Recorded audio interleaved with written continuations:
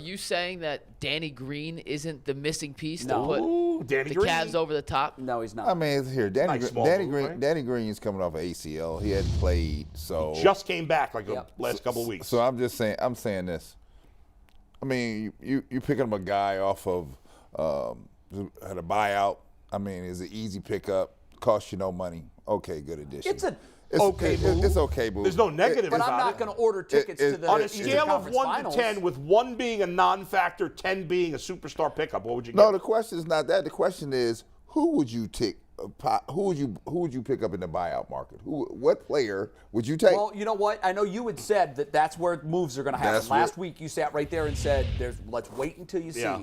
But here's what I'm disappointed about. This is it.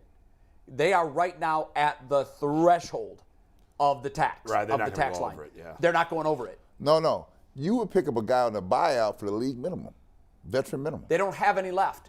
Is it really right at the line? I read something this morning that I will characterized double it like check. this. Give me 2 minutes. This is what it was characterized, what I read this morning. Now, maybe he has different information. The Green move puts them at the threshold of the line, which that might mean that there's no wiggle room. That's Yeah. it. They're done. And I know they're not going to exceed that. Jason sat there and told us 100 times that's why they can't do anything, because they're handcuffed. Well, I like So the they move. did all they could do. I like it. I like Danny But is Green. it enough?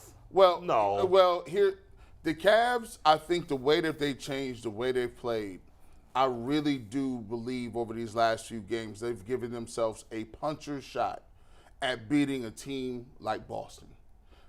I don't think in a 7-game series, I don't want no parts of Giannis because I just know what he can do. He can be a brute.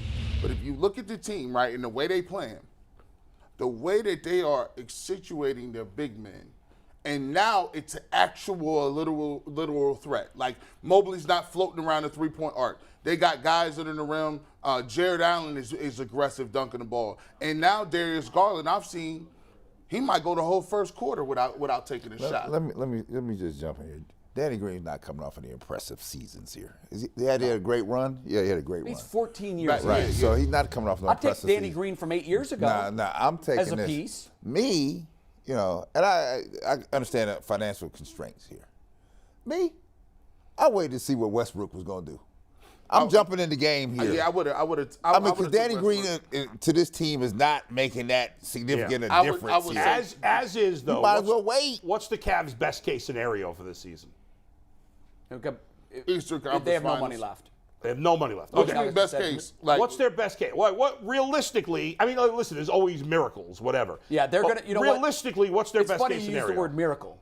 Yeah. Because like the miracle in Richfield, I think they're going to win a playoff series, and then they're going to be done. My hope is that they can take the second playoff series to 7 games. Because it's all about collecting experience at this Right. time, as you know. I like that. Success in the NBA takes incremental steps. And they've got to take that first step of making the playoffs and winning a series. So So the second round, you're going to play either Boston or Milwaukee, most likely. Yes, and right The now odds they're of in them the beating 4. either of those teams. I give the Cavs. They have a puncher's chance, like G-Bush said, but I just don't think at the end They could beat they're both. not good enough on the road to beat one of those teams at their place, because that's ultimately what they're going to have to do. I give the Cavaliers credit from this standpoint. This is a very small league. They probably know Westbrook is headed to the Clippers, right? Right. Probably where they know. They probably know what all the chess moves out here and where people are headed to. Sure, they talk. Right? And so if they look at the end, I got to grab somebody here. Right. Right. So Danny Green, I'm gonna grab you because the rest of them probably not coming this way. Right. Right. Even though you have a formidable case to be made. Right. But they're like, Westbrook said, I'm not leaving town here. I'm just moving over to the next town. Somebody actually wants me. Right. So I don't have to leave. Right. Your game is you back. You had one card to play. I guess they felt this was the card they had to play here, right? Yeah. So, Brad, what percentage chance would you give them, as is, of beating either Boston or Milwaukee in a playoff series? Yeah. I think they got a 50-50 shot. Really? Because, let me tell you why. Because they have played Boston well this year. In the regular season. Yes, they have. Well, we ain't been nowhere but the regular season, right? Milwaukee. But Boston's a team that knows there's another gear. Right. Well, another Boston. notch. Here, I'm not sold on Boston like that. You're not? Right? Mm-mm. Wow. Nope.